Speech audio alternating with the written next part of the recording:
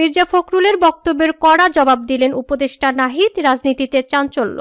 বিএনপির মহাসচিব মির্জা ফখরুল ইসলাম আলমগীরের বক্তব্যের কড়া জবাব দিলেন অন্তর্বর্তী সরকারের উপদেষ্টা নাহিদ ইসলাম। বিএনপির মহাসচিব মির্জা ফখরুল ইসলামের নিরপেক্ষ সরকারের দাবি মূলত আরেকটা ১/১১ সরকার গঠনের ইঙ্গিত বহন করে বলে মন্তব্য করেছেন তথ্য ও সম্প্রচার মন্ত্রণালয়ের উপদেষ্টা নাহিদ ইসলাম। তিনি বলেছেন, এমন কোনো পরিকল্পনা গণতন্ত্র ও জাতীয় স্বার্থের বিরুদ্ধে যাবে এবং ছাত্র জনতা কোনোভাবেই মেনে নেবে না। এমন কিছুর চিন্তা হলে সেটা বিএনপির বিরুদ্ধেও ষড়যন্ত্র মনে করেন সরকারের এই উপদেষ্টা। মঙ্গলবার বিসিবি বাংলাকে দেয়া সাক্ষাৎকারে এমন প্রশ্নের জবাবে মির্জা ফখরুল বলেন, যদি অন্তর্বর্তী সরকার পূর্ণ নিরপেক্ষতা পালন করে তাহলে তারা নির্বাচন কন্ডাক্ট করা পর্যন্ত থাকবে, তা না হলে তো নিরপেক্ষ সরকারের প্রয়োজন হবে। বিএনপি মহাসচিবের এই বক্তব্যের বিষয়ে নাহিদ ইসলাম তার ভেরিফাইড ফেসবুক আইডিতে দীর্ঘ পোস্ট দিয়ে প্রতিক্রিয়া জানান। তার এই পোস্ট নিজের ফেসবুক আইডিতে শেয়ার করেন আরেক তরুণ উপদেষ্টা আসিফ মাহমুদ। তাতে তিনি ক্যাপশন লিখেন, প্রফেশনালিজম রক্ষার্থে সরকারের থেকে আরো অনেক কিছুই বলতে পারি না, তবে জনগণকে অন্ধকারে রাখাটাও অনুচিত। পরে অন্য এক পোস্টে আসিফ বলেন, উপদেষ্টাদের কেউ রাজনীতি করলে পদ ছেড়েই করবেন।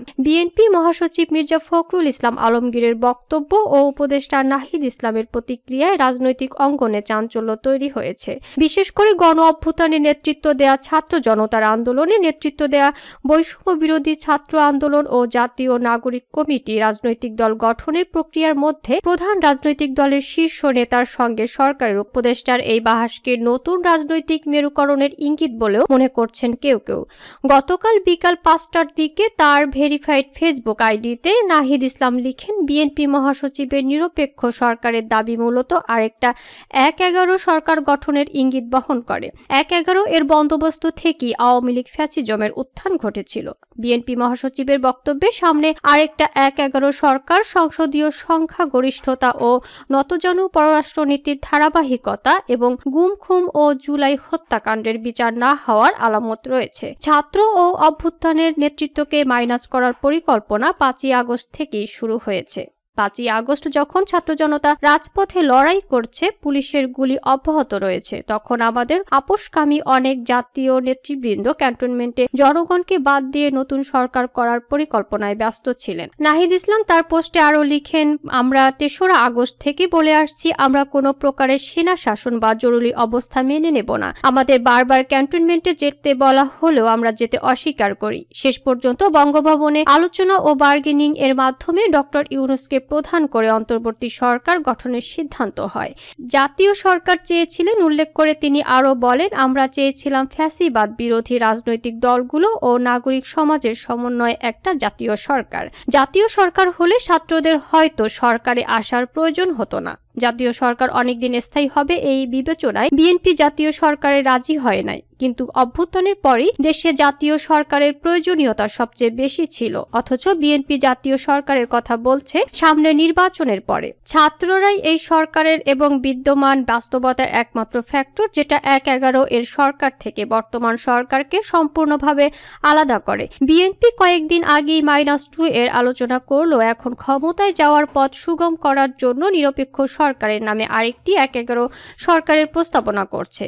এ ধরনের পরিকল্পনা গণতন্ত্র ও জাতীয় স্বার্থের বিরুদ্ধে যাবে এবং ছাত্র জনতা কোনোভাবেই এটা মেনে নেবে না, এবং আমি মনে করি এটা বিএনপির বিরুদ্ধেও ষড়যন্ত্র। আর এই সরকার জাতীয় সরকার না হলেও সরকারের আন্দোলনের সব পক্ষেরই অংশীদারিত্ব রয়েছে এবং সব পক্ষই নানান সুবিধা ভোগ করছে। অন্তর্বর্তীকালীন সরকার গঠন প্রসঙ্গে তিনি বলেন, সরকার গঠনের আগে ৬ আগস্ট অ্যাটর্নি জেনারেল এবং পুলিশের আগের আইজির নিয়োগ হয়েছিল, যারা মূলত বিএনপির লোক। এরকম সরকারের উপর থেকে পর্যন্ত নানা স্তরে বিএনপি পন্থী লোকজন রয়েছে।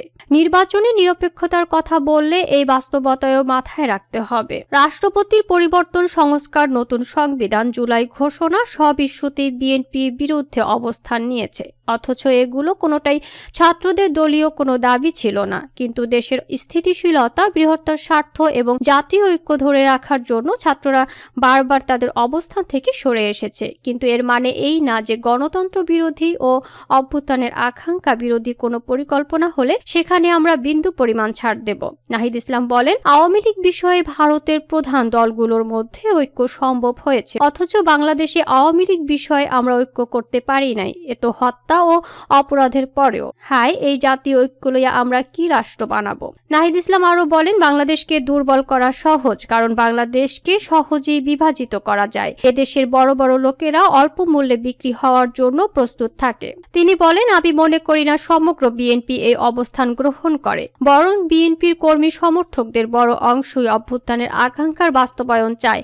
বিএনপির দেশপ্রেমিক ও ত্যাগী নেতৃত্বকে আহ্বান করব ছাত্র জনতার অভ্যুত্থানের বিরুদ্ধে না গিয়ে ছাত্র জনতার সঙ্গে বৃহত্তর ঐক্য ও সংহতির পথ বেছে নিন। এদিকে দ্রুত নির্বাচন না হলে অন্যান্য শক্তির উত্থান হতে পারে বলে আশঙ্কা প্রকাশ করেছেন বিএনপির মহাসচিব মির্জা ফখরুল ইসলাম আলমগীর। বৃহস্পতিবার জাতীয় প্রেস ক্লাবে শহীদ আসাদ পরিষদের উদ্যোগে 69-এর গণ অভ্যুত্থানের নায়ক শহীদ আসাদের 56তম মৃত্যুবার্ষিকী উপলক্ষে এক আলোচনা সভায় তিনি এ আশঙ্কা প্রকাশ করেন।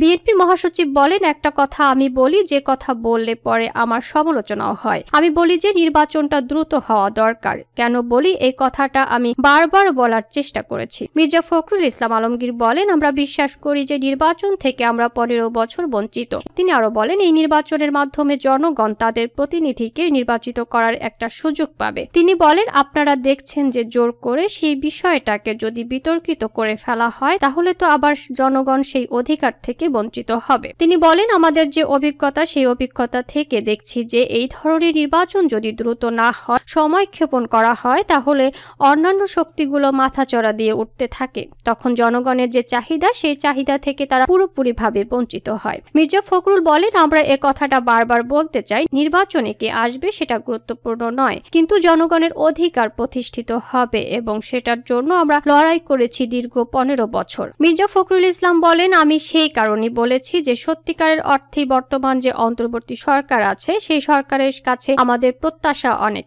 স্বাভাবিকভাবে একটা ছাত্র গণ অভ্যুত্থানের পরে জনগণের প্রত্যাশা অনেক বেড়েছে, কিন্তু দুঃখজনক হলেও সত্য, এখন পর্যন্ত সমাজের যে অবস্থা দাঁড়িয়েছে সেই অবস্থায় কিন্তু আমরা নিশ্চিত হতে পারছি না যে সেখানে দেশের মানুষের প্রত্যাশাগুলো পূরণ হবে। নির্বাচনের জন্য কত অপেক্ষা এমন প্রশ্ন রেখে তিনি বলেন, প্রত্যেকটা রাজনৈতিক দলের বিভিন্ন রকম প্রোগ্রাম আছে, সেই কর্মসূচি নিয়ে তারা এগোতে চায়। তবে একটা বিষয় সবাই একমত, একটা নির্বাচন হওয়া দরকার। নির্বাচনটা শুধু একটা দলকে ক্ষমতায় বসানোর জন্য নয়, গণতান্ত্রিক ব্যবস্থায় যাওয়ার জন্য একটা পথ সৃষ্টি করা, একটা দরজা খোলা। আজকে প্রশ্ন উঠেছে যে সংস্কার সবগুলো করে নির্বাচনে যাওয়ার প্রশ্ন, তাহলে কি আমরা 4 থেকে 5 বছর ধরে অপেক্ষা করব, বা যতদিন সংস্কার সম্পূর্ণ না হয় ততদিন ধরে অপেক্ষা করবে জনগণ? তারা তাদের ভোটের অধিকার থেকে বঞ্চিত হবে। ফখরুল বলেন, আমরা এখনো দেখছি আমাদের আমলাতন্ত্র আগের যে ব্যবস্থা ছিল সেই ব্যবস্থায় তারা এখনো সচিবালয় থেকে শুরু করে সমস্ত প্রশাসনে